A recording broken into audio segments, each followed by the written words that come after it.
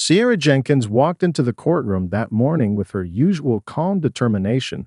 The day felt like any other, though she had a strange sense of anticipation in the air. She was no stranger to high pressure situations. But today, something felt different as the president of the state's Bar Association. She was used to the weight of responsibility that came with her position. Her colleagues often looked to her for guidance and leadership. She had earned her place at the top with years of hard work and dedication, yet today, she was walking into a courtroom where she was not a familiar face. Despite her prestige, many of the judges still saw her as just another attorney among many in their eyes. She was no more special than anyone else, and perhaps that's why the thought of being underestimated was so unnerving. As she walked toward the front of the room, she could feel the eyes of everyone in the room on her. She had been in courtrooms countless times before, but this was different. Her palms were clammy and her heart rate slightly elevated. She told herself to shake it off, that this was just another case.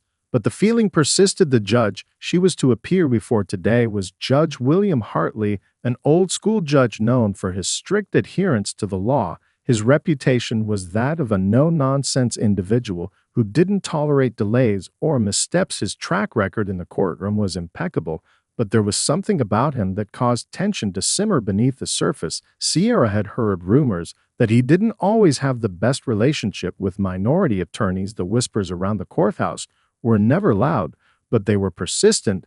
It was enough to make her feel uneasy. As she sat down at her table, she glanced across the room toward the judge's bench and locked eyes with Judge Hartley. He was a tall man with a stern expression and sharp features. His dark eyes surveyed the room briefly before turning his attention to the case in front of him. Sierra stood up and addressed the court, presenting her arguments in her usual composed manner. She was well prepared and confident in her case. Every word she spoke was measured and deliberate. She had done the work. She had made sure her facts were in order. She had earned her place in this courtroom. But something in the air seemed to shift as she continued speaking. Judge Hartley's gaze grew more intense. His eyes narrowed slightly, as if he were scrutinizing every word she said. After a few moments, he raised his hand to interrupt her, and in a voice that cut through the air, he said, "Excuse me, Ms. Jenkins. It seems you have made an error in procedure." I was shocked. It was a small mistake, something that could easily be overlooked.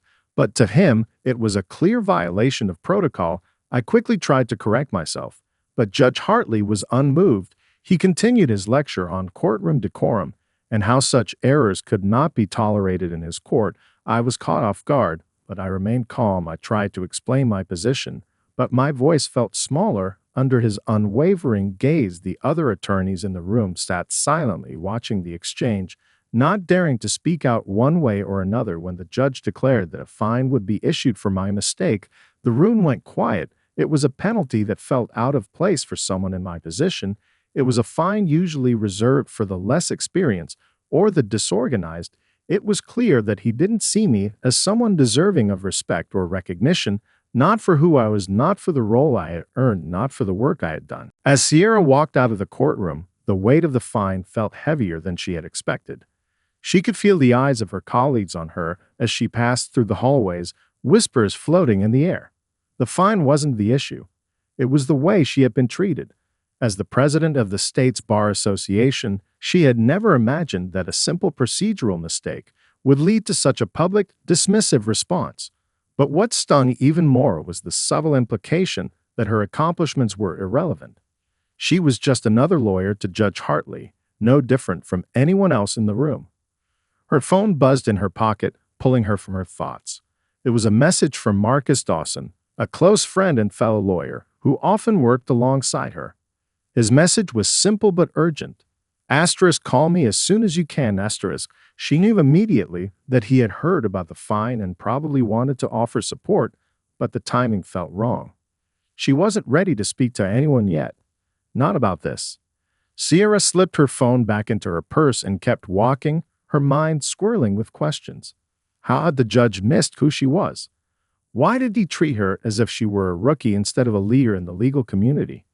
Was this an isolated incident, or was it something more pervasive? These questions haunted her as she walked through the courthouse doors and into the crisp morning air. Back at her office, the reactions began pouring in. Her staff, who had known her for years, were quick to express their concern and disbelief. They couldn't fathom why Judge Hartley had imposed a fine, let alone treated her as if she were an inexperienced attorney. Yet Sierra knew that what had happened in that courtroom wasn't a coincidence.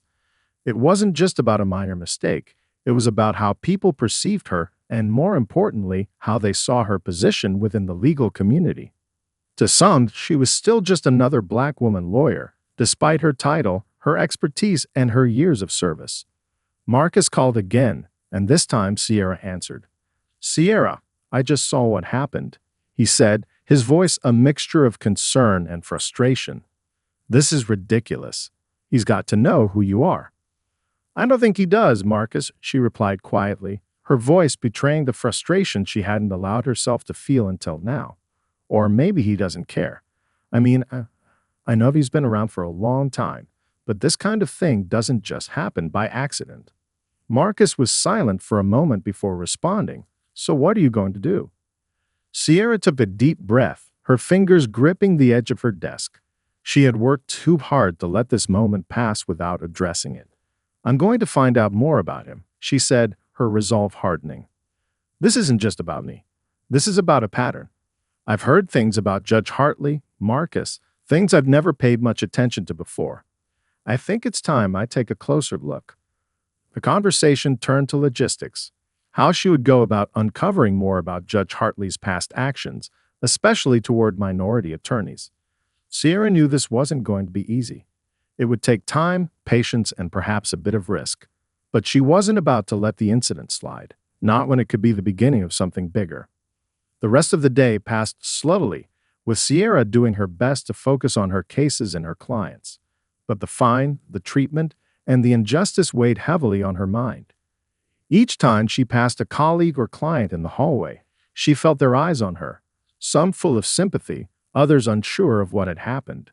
It was a reminder that this wasn't just about a small mistake or a fine. It was about something deeper, something that needed to be addressed. And Sierra was going to make sure it was. Sierra spent the following days immersed in her research, her thoughts dominated by the incident in Judge Hartley's courtroom. Her determination to understand why she had been treated so unfairly grew stronger with every hour she spent digging through records, court transcripts, and informal sources. The task wasn't easy. Many of the details were buried beneath layers of legal jargon and the polite, yet insidious, ways that the legal community sometimes handled these matters. But Sierra was relentless. She knew she had to dig deeper. Through a few discreet conversations with colleagues, Sierra began to piece together a troubling pattern. It wasn't just her that Hartley had singled out. It had been happening for years, though not in any overtly obvious way. Several minority attorneys had been subjected to harsher scrutiny, given fines for small mistakes, or dismissed in ways that felt dismissive and demeaning. Sierra's heart sank as she uncovered case after case that mirrored her own experience. It wasn't just one error. It was systemic, deeply ingrained. The problem wasn't that Judge Hartley had made a mistake in his judgment of her. It was that he had made a habit of underestimating the competence of black attorneys. The more she uncovered, the angrier Sierra became. There was a quiet, pervasive bias that Judge Hartley, perhaps unknowingly, had been perpetuating throughout his career. It wasn't just about the fine or the mistake. It was about how black attorneys were treated differently, not because of their abilities, but because of their backgrounds. Sierra felt sickened by what she was learning, and yet there was a sense of urgency in her stomach. She knew she couldn't ignore this, couldn't let it slide. She had to do something. But what? That afternoon, she called Marcus again. This time, she was ready to share what she had uncovered. When he answered, she wasted no time. "Marcus, I found something," Sierra said, her voice steady but filled with a quiet intensity. "It's not just me. It's a pattern. Hartley has been doing this for years.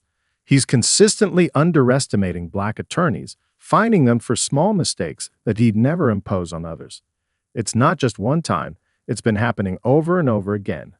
Marcus let out a long sigh. "I knew it. I've heard rumors for a while, but I didn't think it was this bad. What are you going to do about it?" "I'm going to confront him," Sierra replied without hesitation. "This isn't just about me, Marcus. It's about everyone who's ever been treated like this. It's about showing that this kind of bias has no place in our courts. But I need to do it carefully. I don't want to make it personal, but it can't go unchecked." Marcus paused, then spoke with a mix of admiration and caution. "You're going to call him out directly. That's bold, but I get it. You're not just doing this for yourself, Sierra. You're doing it for everyone." "I have to," she replied, her voice more resolute than ever. "If I don't, who will?" Over the next few days, Sierra meticulously prepared for her meeting with Judge Hartley. She gathered all the information she had uncovered, organizing it in a way that would be irrefutable. She knew that she had to approach him with clarity, with calm, and with authority. She couldn't let him dismiss her as just another emotional attorney. She had to be the lawyer everyone knew her to be, clear-headed, strategic, and unyielding in her pursuit of justice. As the meeting day approached, Sierra felt a mix of emotions. She was nervous, yes, but she was also empowered. This wasn't just about her dignity. It was about confronting a system that allowed biases to fester unchecked. She wasn't just standing up for herself. She was standing up for the countless others who had been silently wronged.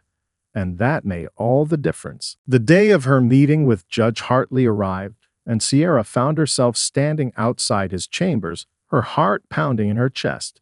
She had spent days preparing, carefully composing the points she wanted to raise, practicing her words in front of the mirror until they felt natural. But now, as she stood in the hallway, all the emotions she had kept bottled up, the anger, the frustration, the disbelief, began to surface. She had never been one to shy away from confrontation, but this was different. This wasn't just about a fine or a procedural error. It was about a pattern of injustice, and she was about to hold a powerful figure accountable.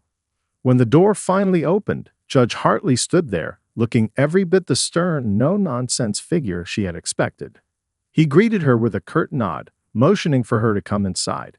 Sierra walked in, her back straight, her eyes unwavering. She knew this was going to be a difficult conversation, but she was ready. "Ms. Jenkins," Judge Hartley began as he gestured for her to sit. "I appreciate you coming by. I know this matter has stirred some conversation, and I wanted to take the time to hear your concerns directly." Sierra sat down across from him, her hands folded neatly on the table. She took a deep breath before speaking, choosing her words carefully. "Judge Hartley, I'm here today because I believe there was a misunderstanding in your courtroom," she began, her tone calm but firm.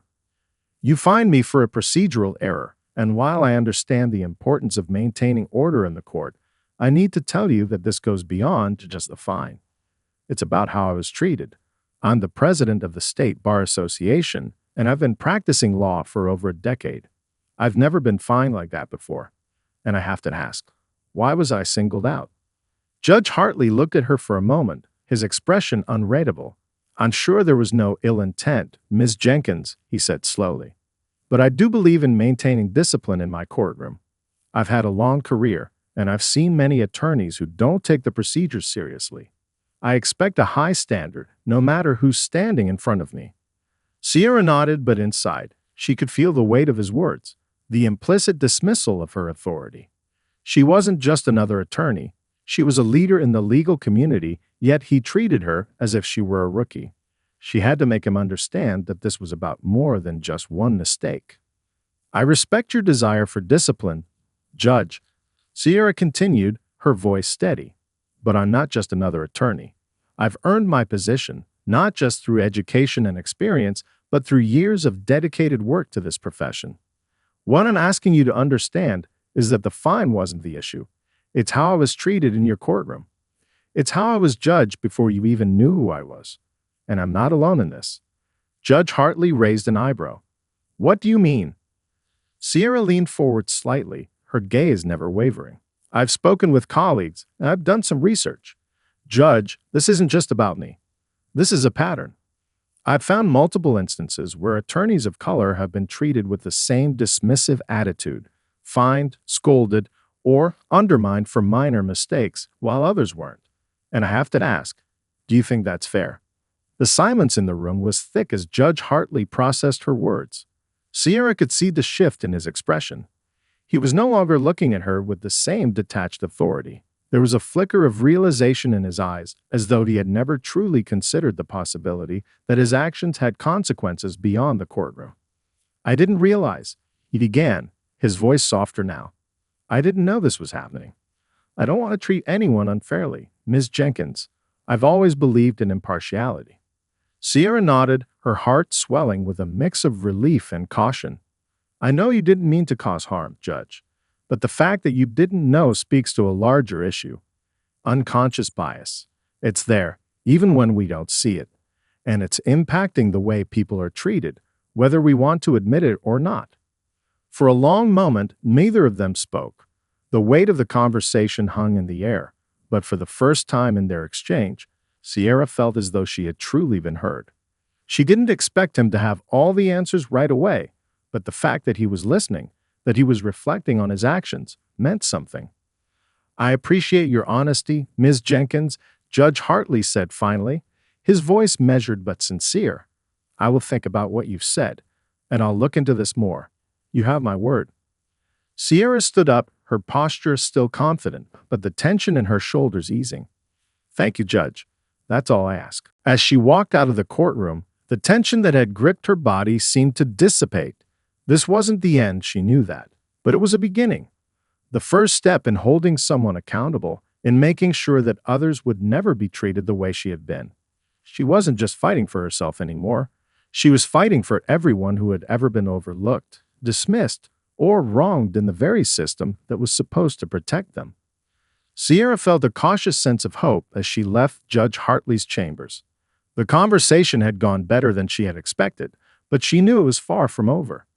The fact that he had agreed to reflect on his actions was a positive sign, but she couldn't let her guard down. Change wouldn't happen overnight, and one conversation wasn't going to undo years of bias, no matter how well-intentioned he might have seemed in that moment. Still, for the first time since the incident in his courtroom, Sierra felt like she had made progress. But now came the hard part, holding him to his word and pushing for lasting change. Back at her office, Sierra sat at her desk, sifting through the notes she had taken during her meeting with Hartley. She had made her case, but there was more work to be done. She needed to ensure that the conversation wasn't just a one-time acknowledgement, but something that led to tangible changes. She had already begun contacting colleagues who had faced similar treatment from the judge. They all had stories to share, each one a reminder of the silent prejudices that lingered beneath the surface of the legal profession. Marcus had been waiting for her update. His text had been simple but clear. Anything happen? She dialed his number as she scrolled through her emails, gathering the details she would need for the next step. So, how did it go? Marcus's voice crackled through the phone as soon as he picked up. It went, okay, Sierra said, leaning back in her chair. Better than I thought, actually. I think he was genuinely unaware of the pattern. He seemed to listen, but it's not enough just to talk about it, Marcus. I need to make sure this leads to action. I need to hold him accountable, not just for me, but for everyone. I get it, Marcus replied. But do you think he'll really change? Sierra paused, considering his question carefully. I think he might want to, but change is hard, especially when it's something so ingrained. It's going to take more than just me pointing it out. I'll need to gather more evidence, more examples from others. I'm also thinking about taking this up with the Bar Association. It could be a much larger issue, and it needs to be addressed publicly. Marcus was quiet for a moment before speaking again. That's going to be risky. You know that, right? It could put a target on your back, not just from Hartley, but from others in the system who don't want this kind of thing exposed. Sierra nodded even though Marcus couldn't see her. I know, but if we don't do something, it's going to keep happening. And if we don't hold people accountable, we're complicit. I'm not willing to be complicit. Marcus sighed. You're right. You're always right.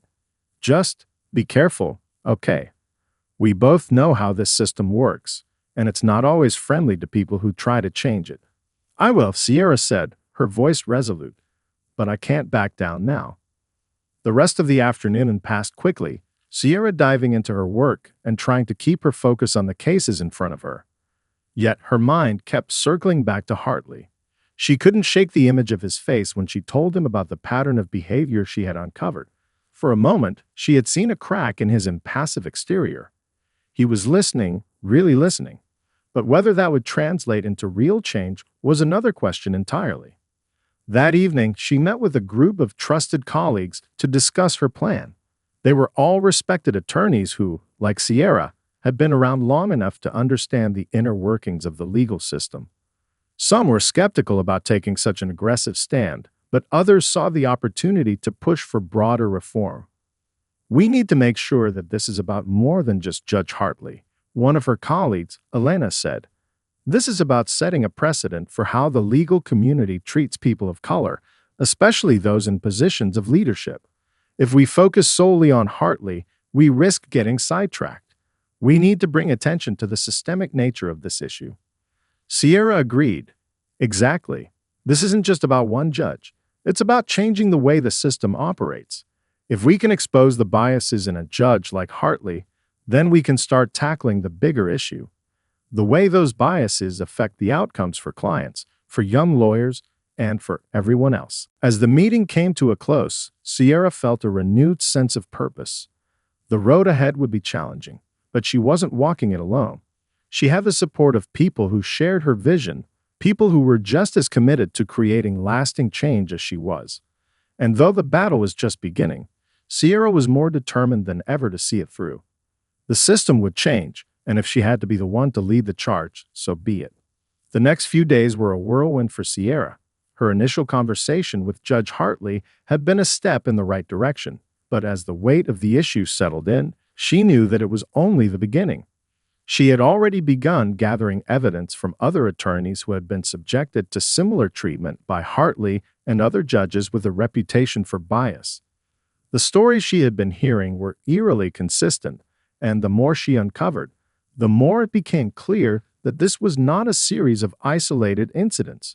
It was a systemic issue that ran deep within the legal profession. Sierra spent hours in her office, carefully documenting each instance, each account from fellow attorneys. She knew the importance of thorough documentation. If she was going to take this to the Bar Association, to challenge the system that had allowed these biases to persist, she needed more than just personal anecdotes.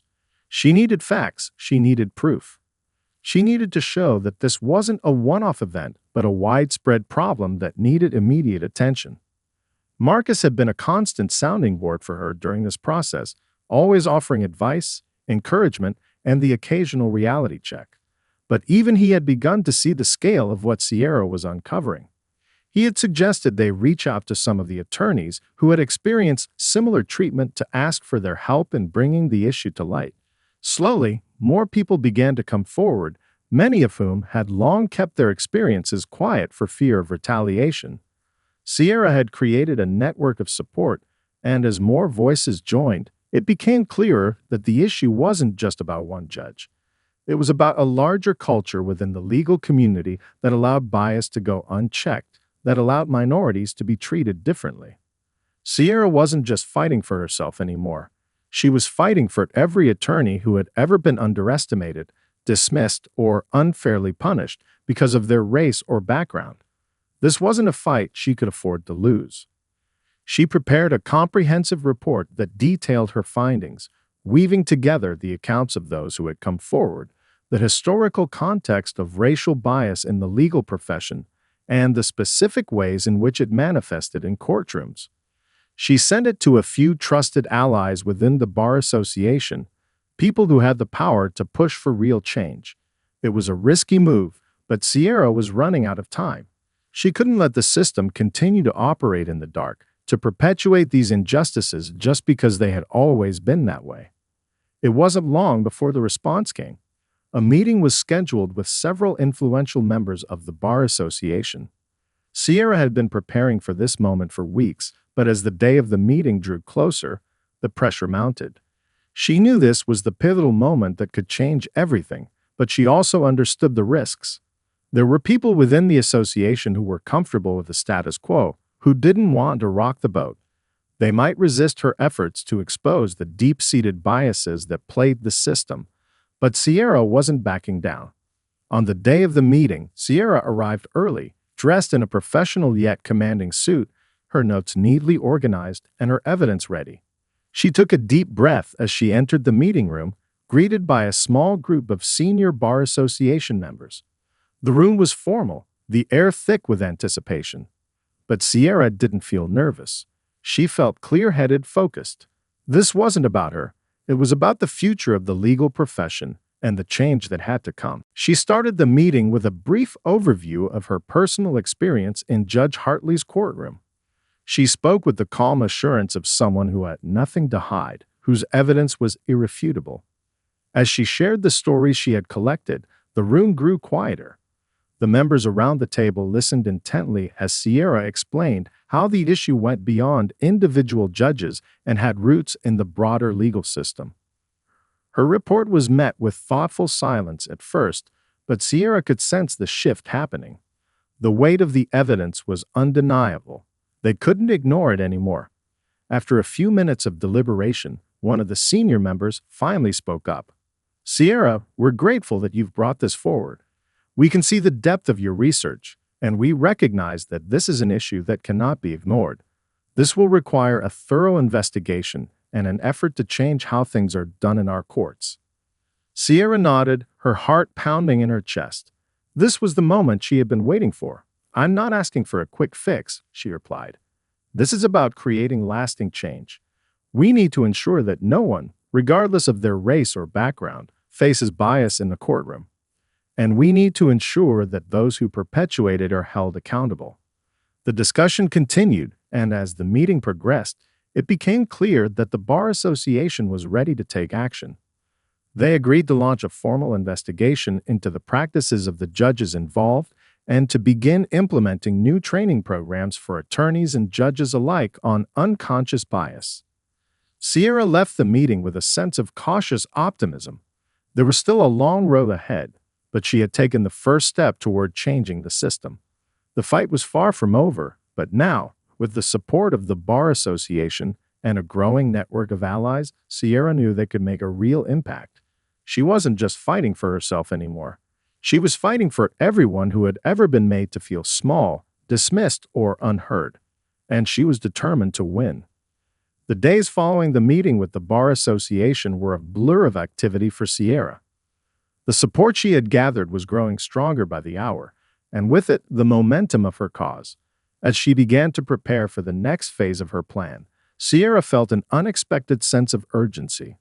The Bar Association had agreed to investigate, but it would take time, and she knew that time was a luxury she couldn't afford. The longer the bias within the legal system was allowed to fester, the more people would continue to be affected. The first step, she realized, was to ensure that the investigation stayed on track and didn't lose its steam. She knew that there would be resistance.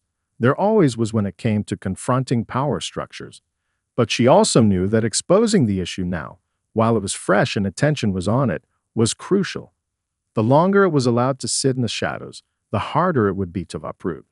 To keep the pressure on, Sierra started reaching out to journalists she trusted, ones who had covered similar cases of racial bias in the past. She wasn't looking to make a spectacle of the situation, but she knew that media coverage would shine a light on what was happening and push the Bar Association to act faster. She wasn't sure how Judge Hartley would react, but she had prepared herself for the possibility of backlash. She was ready for it. That afternoon, Sierra sat down with Marcus in her office to discuss her next move. "I've sent the report to a few journalists I know," Sierra said, leaning back in her chair. "They're interested, but we need to keep things measured. I don't want to turn this into a media circus, but we need to hold their feet to the fire." Marcus nodded. "You've got the right approach. Let's make sure we're ready for whatever comes next, because you know this is going to stir things up. Hartley won't go down without a fight. There's a lot on the line for him." Sierra exhaled slowly, her eyes hardening with determination. "I'm not worried about Hartley. He can fight all he wants.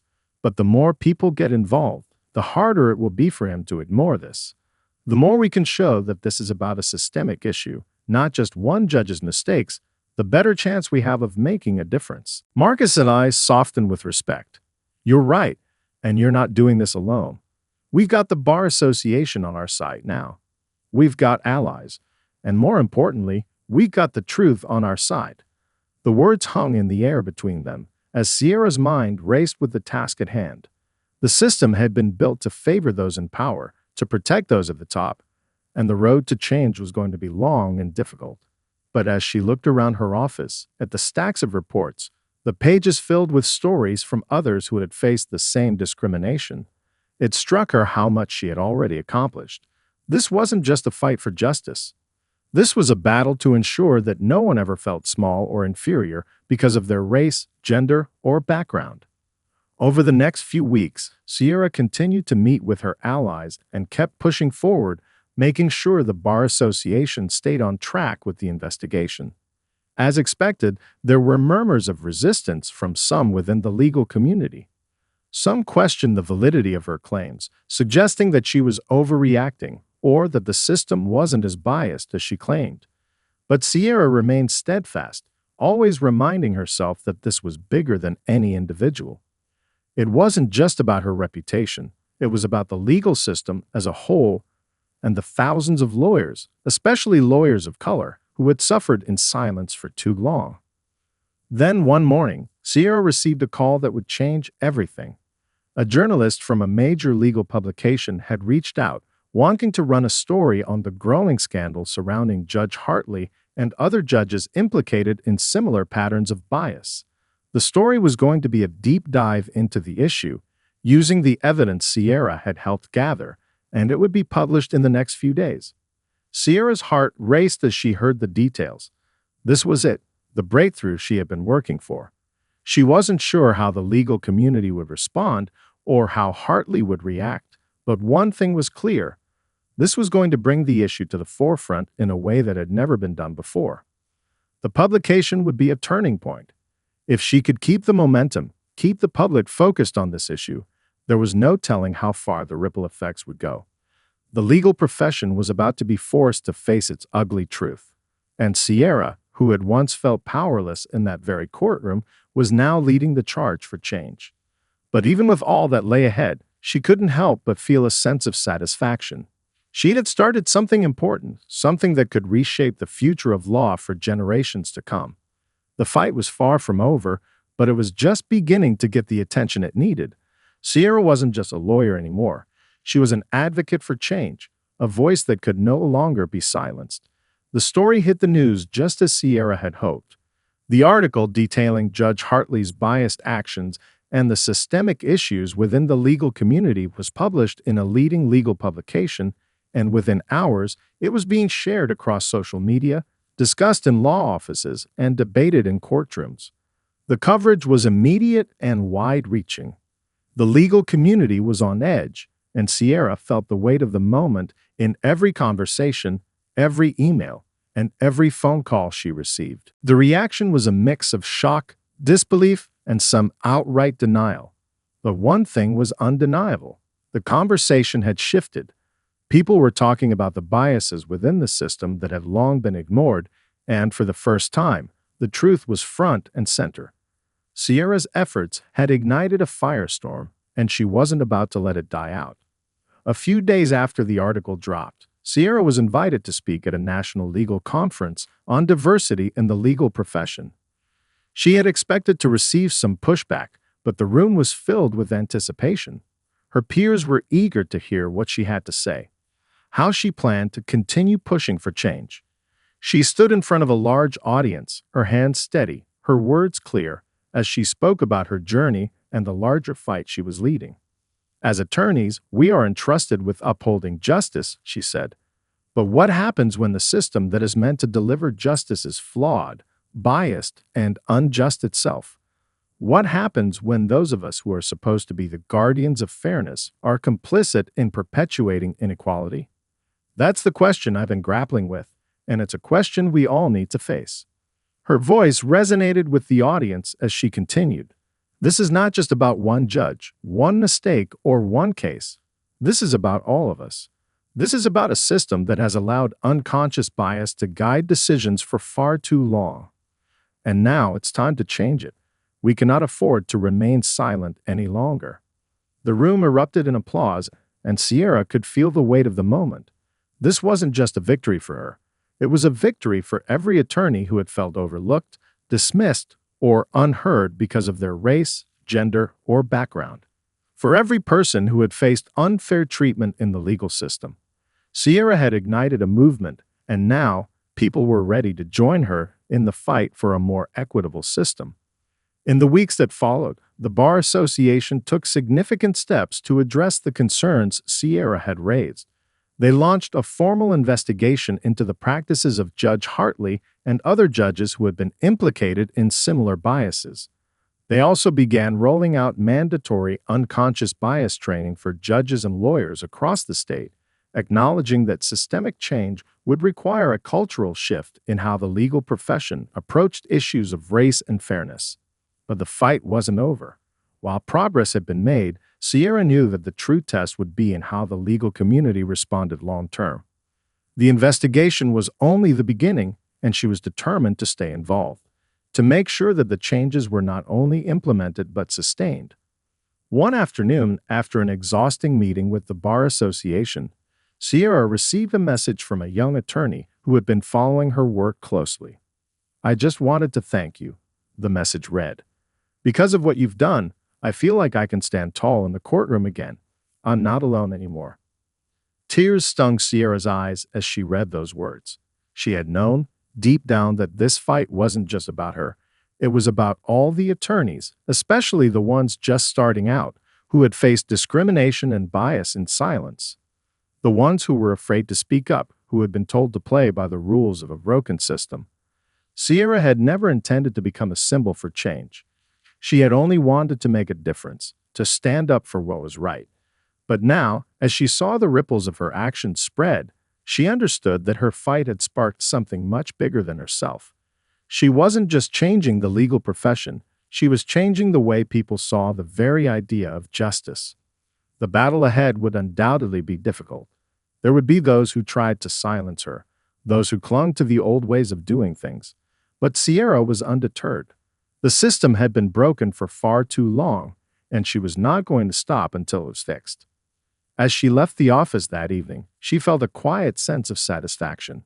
She had taken on one of the most powerful systems in the world, and though the fight wasn't over, she was no longer fighting alone. She had sparked a movement, one that would continue to grow until justice was truly blind and fair for all. Sierra was ready for whatever came next.